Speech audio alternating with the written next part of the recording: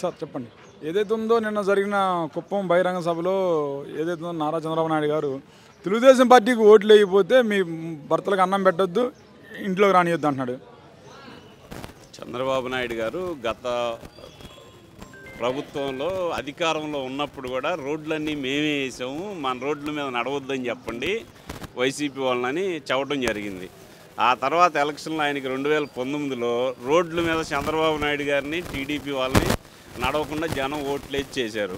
ఆయన మళ్ళీ ఇంకోసారి మళ్ళీ అట్లాంటి వాక్యలే మాట్లాడి మళ్ళీ నెక్స్ట్ కూడా ఆయనకు అవకాశం లేకుండా చేసుకోవడానికి ఇట్లాంటి దిగజారుడు మాటలు మాట్లాడుతున్నాడు తప్పితే ప్రభుత్వ పథకాలు ఏవైనా అందరికీ వస్తాయి, అందరూ తీసుకుంటున్నారు.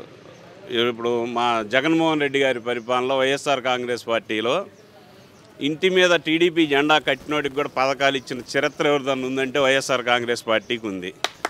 అంత 40 ఏళ్ళ ఇండస్ట్రీ అని చెప్పుకునే చంద్రబాబు నాయుడు గారు ఆడవాళ్ళు మగవాళ్ళు భోజనాలు పెట్టొద్దంటే అర్థమైంది. ఎవరు పెట్టాలి అంటే వాళ్ళ ఇంట్లో కూడా అదేనా? పెట్టరా?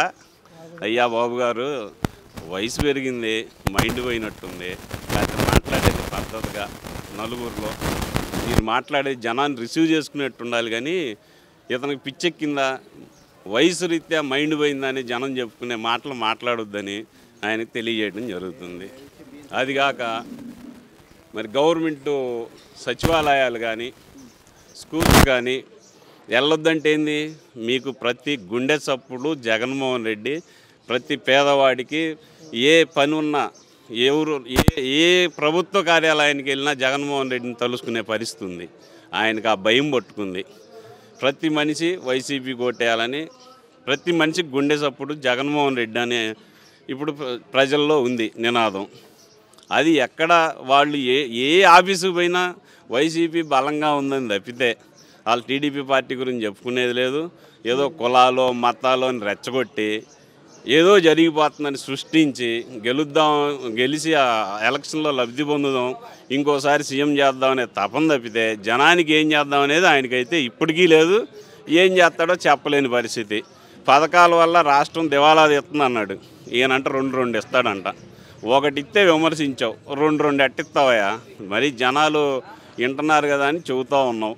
ఇక నీ మాటలు వినేవాడు ఎవడూ లేడు. మీకు ఇంకొకసారి మళ్ళీ చంద్రబాబు నాయుడు గారిని సీఎం చేయాలన్న ఆలోచన ఏ వ్యక్తికి ప్రజల్లో అయితే ఆయన పూర్తిగా మర్చిపోయే పరిస్థితి వచ్చింది జగన్మోహన్ రెడ్డి గారి వల్ల. కానీ పిల్లల్ని మీరు ఎంతమంది అయినా గారంటే మీ పిల్లల మొత్తాన్ని కోటీసుని చేస్తాను, అమ్మకు 100 ఇచ్చి అంటున్నాకండి. మరి గతంలో మేనరికాలు చేసుకోవద్దు, ఎక్కువ మంది పిల్లలు కానొద్దు అని చెప్పింది ఇదే చంద్రబాబు నాయుడు గారు. మరి మీ అబ్బాయికి ఎవరిని చేసుకున్నావా? మేనరికం చేసుకోలేదా? అప్పుడేం చేసావు? మరి మీ అబ్బాయి ఎంతమందిని అన్నాడు? ఒకళ్ళేగా. వీళ్ళైతే 30 మందిని 20 మందిని కానీ పేదల్లాగా ఉంటే ఎప్పుడు నిరుపేదల్లాగా నువ్వు వాళ్ళని ఆడుకుందామని.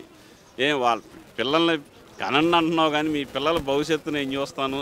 ఇవాళ జగన్మోహన్ రెడ్డి గారు ఎడ్యుకేషన్ విషయంలో ప్రతి పేదవాడికి ఎప్పుడైనా అభివృద్ధి చెందాలి అంటే కావాల్సింది ఆస్తి కాదు, ఎడ్యుకేషను.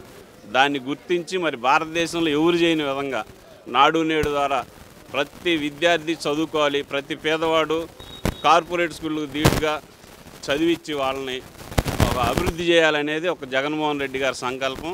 దానివల్లే రాష్ట్రం ముందుకెళ్ళిద్ది. అయితే ఆయన వేసిన ఫలాలు కొద్ది సంవత్సరాల్లో 5-10 ఏళ్లలో ఖచ్చితంగా ఇప్పుడు చదువుకునే పిల్లలందరూ అనుభవిస్తారు.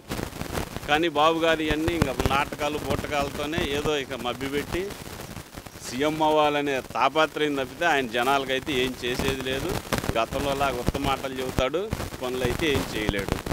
చేతగాని హామీలు అయితే ఇస్తాడు, వాటిని అమలు చేయలేడు. జగన్మోహన్ రెడ్డి గారు అలా కాదు, చెప్పాడంటే చేస్తాడంతే.